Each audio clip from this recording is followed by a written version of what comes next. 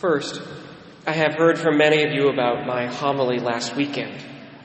Thank you for your openness with me. Christianity is a collaborative effort, and I am glad we can be on this journey toward Jesus together.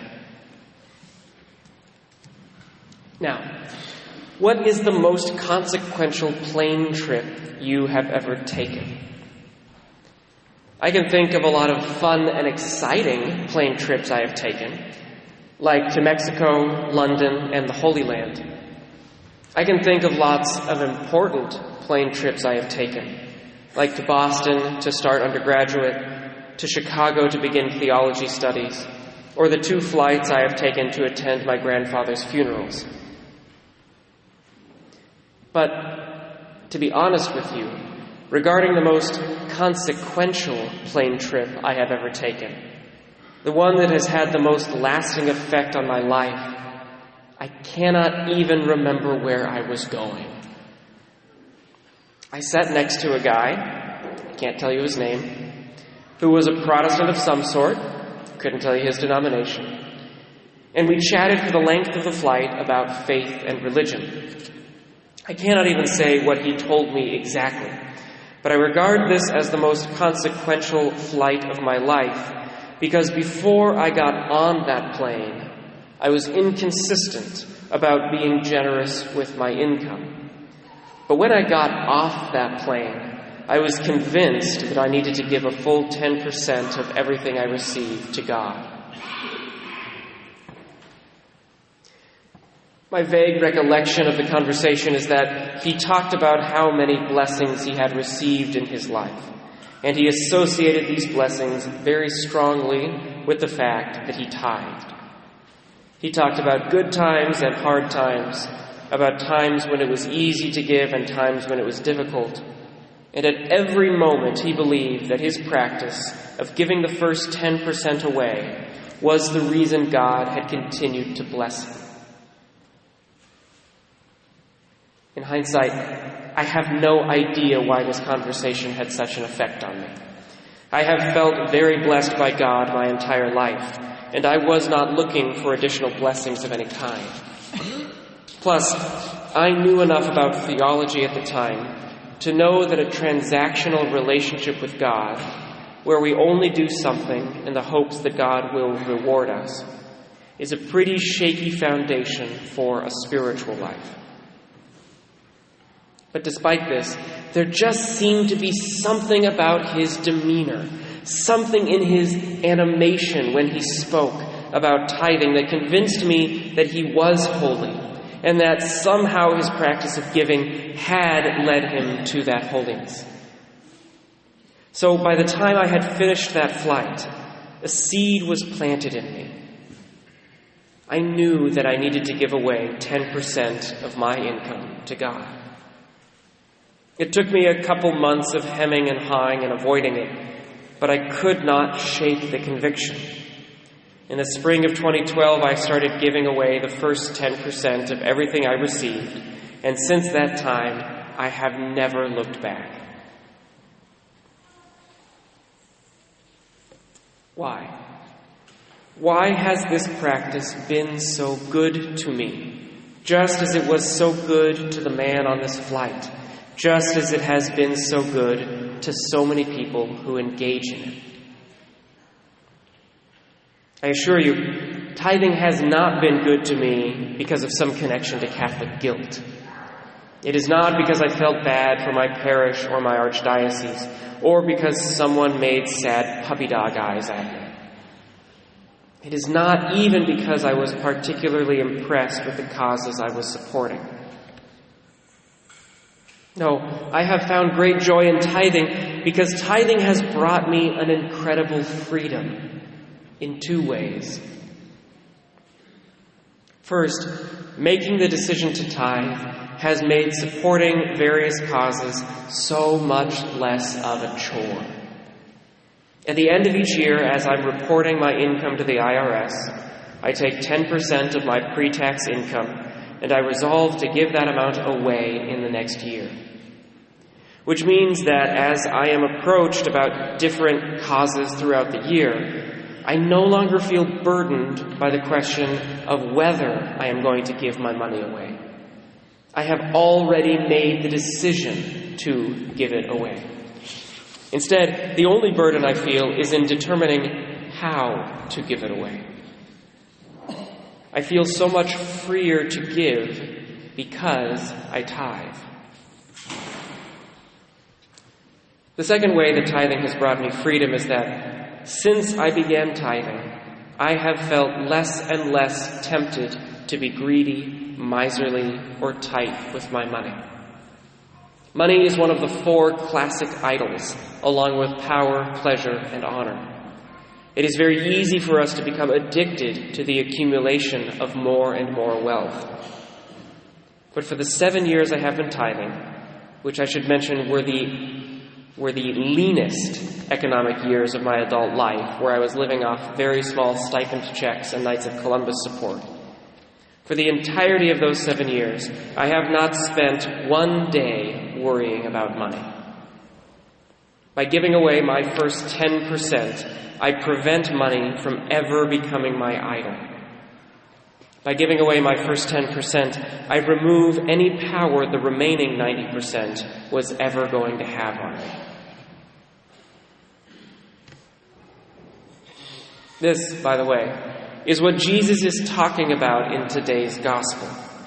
When Jesus says that we have to hate our fathers and mothers, that we have to hate our own lives, that we have to renounce all of our possessions in order to follow him, he is using exaggerated terms to drive home the point that we must never cling to these things.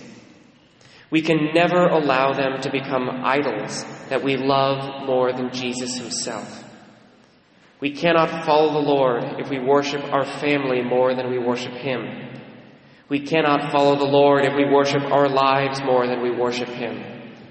We cannot follow the Lord if we worship our possessions more than we worship him. Before we can follow Jesus, we have to ask ourselves if we would be willing to leave these things behind if he called us to do so. What does all of this mean concretely? Regarding our families and our lives, it means going to Mass, even when our spouse does not want to come with us. It means staying true to the faith, even when we risk exile or persecution from our families, friends, or society. It means choosing Jesus, even when that means making a change in our lives that is uncomfortable or difficult, pursuing a virtue that feels like a form of death. But regarding money, things are actually a little bit more complicated. When our family or our lives come in conflict with Jesus, we are usually presented with a clear moment of choice. With money, however, the choice is not always obvious.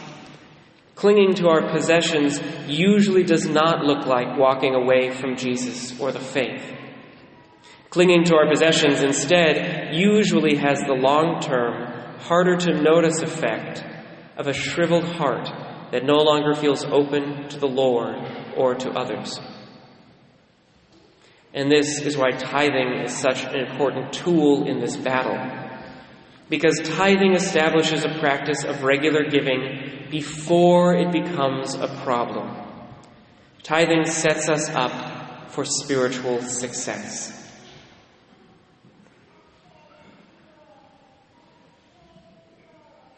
Now, in case it's not yet obvious to you, this weekend is going to serve as our stewardship weekend for the year.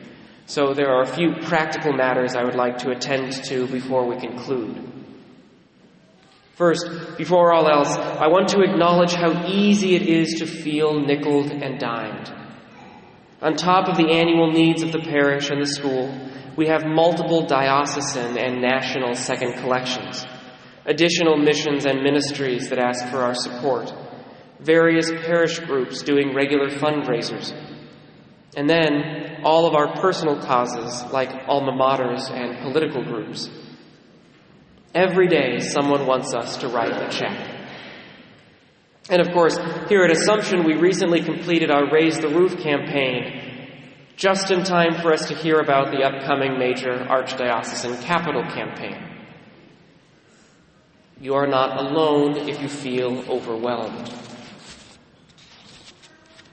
The staff will tell you that I wanted desperately to stand up here today with a plan to alleviate this feeling by reducing the number of asks throughout the year.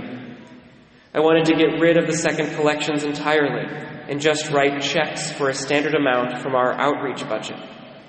I wanted to treat the annual Catholic appeal like the tax that it is and create a budget line item for it so that we never have to talk about it again.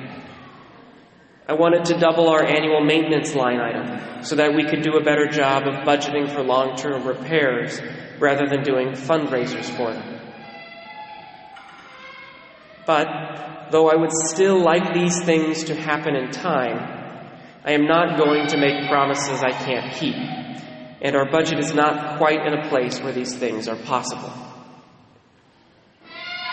Instead, I can simply assure you that a practice of tithing, a practice of dedicating at the beginning of the year a specific amount to give away, makes the nickel and diming hurt a whole lot less. When I have already decided to give my money away, the different asks feel like less of an annoyance and more like a buffet of opportunities to do what I have already resolved to do. Second, we will not be emphasizing parish stewardship and pledge cards this year because we will be spending the fall focused on the Archdiocesan Capital Campaign. This means that we are simply going to assume that whatever you pledged to the parish last year, you are also willing to give to the parish this year. If that is not the case, and you would like to change your pledged amount, or if you did not make a pledge last year, there are cards in the pews with which you can make that adjustment. You can do it today and put it in the collection basket, or you can take it home and you can bring it back next week. You will also see that this week's bulletin contains a report on our parish finances from last year. It is your hard-earned money that we are spending, and you deserve to know how we are spending it. Finally, I want to touch briefly on the difference between annual stewardship and a capital campaign. The 10% that I give away every year is my annual support for causes that I care about.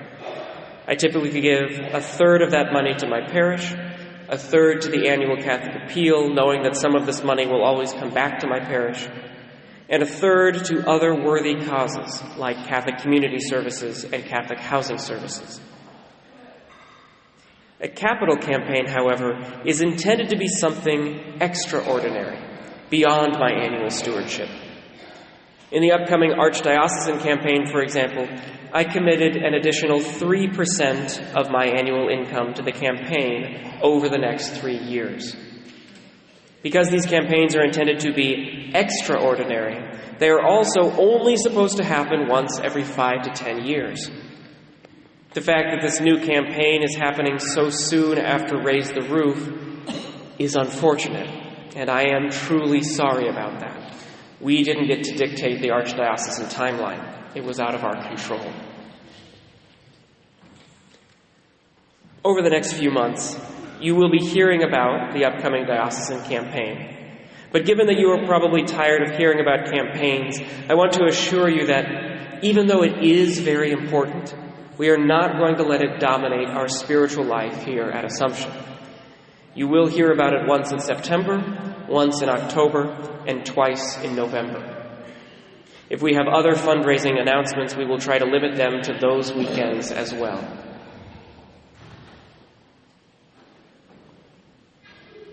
My friends, despite all these practicalities, I don't want us to think of tithing as a chore or an obligation we undertake out of guilt. Personally, I really have experienced it as a source of joy in my life, as a path to spiritual freedom and a closer relationship with Jesus.